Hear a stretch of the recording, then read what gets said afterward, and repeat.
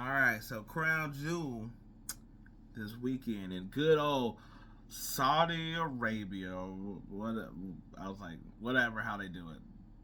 Jeddah, yeah.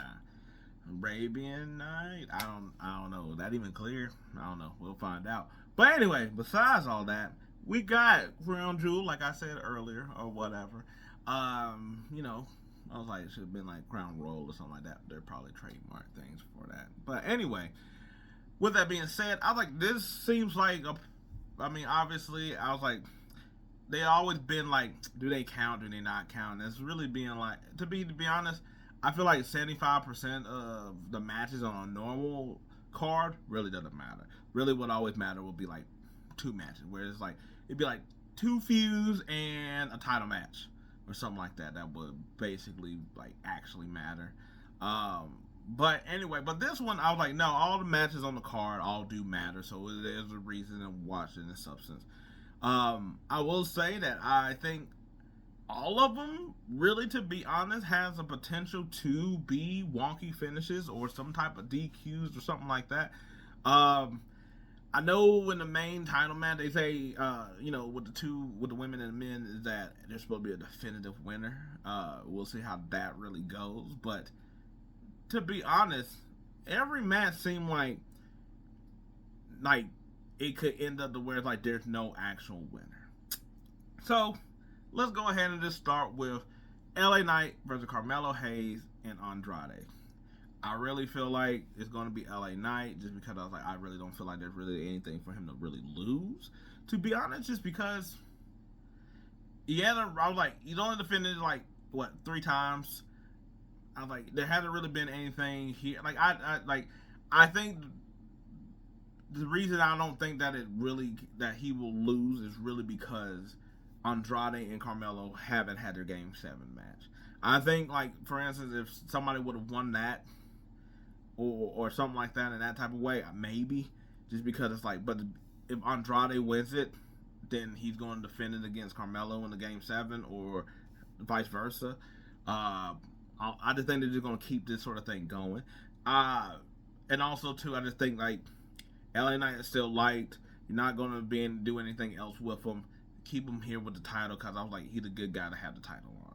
I was like, Carmelo and Andrade, even though they've been doing all this stuff, I was like, Carmelo ain't there to what he was sort of when he like first got drafted. So I think you still need some building up for him to do. And Andrade, I was like, it's one of them people that's like everybody likes him because of his matches, but he doesn't really get the fanfare at the same time. Look, yes, you could go for a surprise win. But I just don't think they've done anything yet for that surprise win. To me, I was like, if they was going to do a surprise win, it'd be Carmelo, just as I already annoyed him that. But I was like, to me, to be honest, I could see that probably maybe going closer to as we go closer to WrestleMania. To be honest, for that like I feel like that would be when they start revving him up. Maybe we'll see. But for right now, LA Knight wins. So speaking of what could be a wonky finish is Randy Orton and Kevin Owens. Triple H basically like, I'm trying to protect you, Randy. You're old, you're broken back. Kevin Owens is crazy. All that kind of stuff. But they have to play into it at some point. So either I think Kevin Owens wins this in general, but does he win it basically of just beating Randy Orton? Or do he just basically just start slinging and bumping Randy Orton to the point that he just becomes a pride fighter and he just start beating Randy Orton's ass in the way that the referee got to call it. You know, like where it's like they doing the 5 count in the turnbuckles and he just still just stomping a mud hole in his ass, and they got to call it. Or he throws Randy Orton, onto the apron or something like that, to where they got to call it because Randy Orton can't physically go. But I think Kevin Owens gets this one, and mainly he'll get this one because he has to show back up later on. But before we get to that right there, speaking of another match that I think can and probably will also go wonky, is Seth Rollins and Bronson Reed.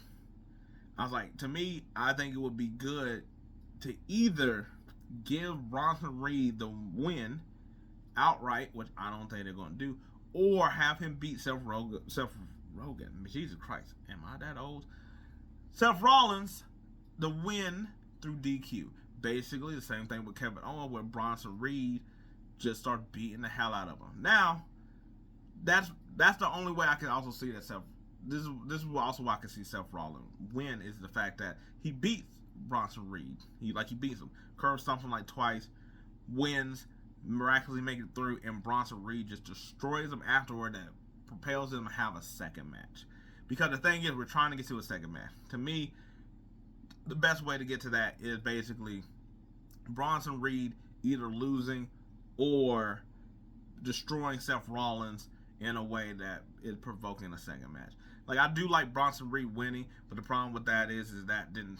It sort of, to me, it sort of dies. Like, I think Bronson Reed needs something to look good with. I was like, take that back, that he needs to win this one, the first one, or whatever. I guess he needs to win in some type of form in that way, to where it's just like straight up DQ, or he just obliterating the hell out of Seth Rollins. Because if they give him the first one, I was like, Seth Rollins may want like another match. He's like, oh, you got lucky or something like that, maybe. But I was like, that really is needed for you get lucky against the monster, is what I'm trying to say. Then we got the women's fatal 4-way match with Metaphor, with Lash Legend, Tajara Jackson, Piper and Chelsea, and Damage Control, and of course Bianca and Jade. I don't know about this one, just because I feel like they could tell a story that when Bianca and Jade are in a multi-woman match, they can't win. Because they lost the Unholy Union with a triple threat. So I was like, I would like it if they lost here as well, because there were just so many teams that their dominance and their physicality just can't overwhelm everybody like that. Because at some point you just lose like awareness of something goes awry. You get what I'm saying? Do I think they'll keep this? I was like, I want to say so, just because I don't think Metaphor is going to win, just because they just recently, I guess, called up or whatever. Piper and Chelsea, they don't seem like they're giving them any damn thing, which, sort of sucks. I was like, they should have something to where because I was like, they're prominent on TV, let them also have a prop as well. And the only reason I say no with Damage Control is just because I feel like Damage Control and Jade and Bianca are going to get a proper match to where Damage Control wins. I was like, they've had beef since before WrestleMania, that I feel like that's just going to keep carrying on. That I was like, I wouldn't be surprised they get their match back, but I think that they will want them to have an actual match, no interference kind of thing. And with that being said, I think you got on the horizon Liv and Raquel, and I think I wouldn't be surprised if they get themselves the tag team belts at some point either. So I can see that being the thing as well too. I doubt they lose. I would like for them to lose, but at the same time, if they lose, what else are they really doing? So you get what I'm saying? Like, I can see them hold on to the title pretty much almost to close to WrestleMania, to be honest. Then after that, I was like, oh, I guess we're down to like the last couple matches. Nia Jax and Liv Morgan. I think Nia Jax. Well, I actually don't know.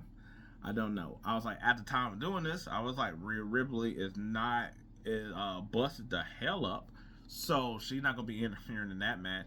You do have Tiffany to block Raquel, so it can't just be Liv and Nia. I think that, I was like, to be honest, I think either one can win without there being like a blemish or anything like that. Just because I was like, Liv is a chicken shit heel, to where her winning against Nia would seem like that was a fluke, and that could build some tension between Nia and Tiffany of being like, I thought you were there, even though Candice is sort of being on her squad now, so maybe she got the extra hand now to where she can win that one. Because I was like, if Nia Jax dominates Liv, you can also see that too, but Raquel being there, and that's what, I think it might be Nia Jax, because Tiffany's going to get her ass beat by Raquel, but because Candice is there, and maybe with Indy, I don't know, she had to really play the part or anything, she has an extra person to really take out Raquel. So that's why I'm gonna give Nia the win, just because I was like, to me, Nia doesn't need to, just because I was like, she's so dominant in her run, whereas like Liv being who she is, I was like, she's not a physical force, where like she gets the win, she could be like, I gotta win over Nia Jax and Rhea Ripley. Like, ha ha ha ha, how that does she does, kind of thing. But I was like, man, this one's actually tough. I was like, the other one is kind of just easy a little bit, but I'm gonna go with. I was like, you know what? Because I was like, Nia also got the crown. Whereas like Liv don't have that, so what better way to have her belt? Nah, just give Nia everything. Give Nia the crown. Give her every damn thing. She doing well. I was like, give it up for her. I was like, give it up for her. She look good out here. Gunther and Cody. Kevin Owens, I think, is gonna make an appearance, and I was like, I also think, old boy from Imperium, Ludwig Kaiser, is going to make an appearance as well too. I mean, I was like, I wouldn't be surprised if he did, but Cody's going to make an appearance, and I think he's going to beat Cody because I like Cody. To me, if he's going to lose, it will be to Gunther in a way. I was like, that's who I feel like he can lose to. Like, he's not going to lose to too many people, but Gunther he could lose to that won't seem like. You know, they got close that one time in the Rumble. I was like, they've been on Raw together where they sort of like, you know, have to exchange time or every now and then and stuff.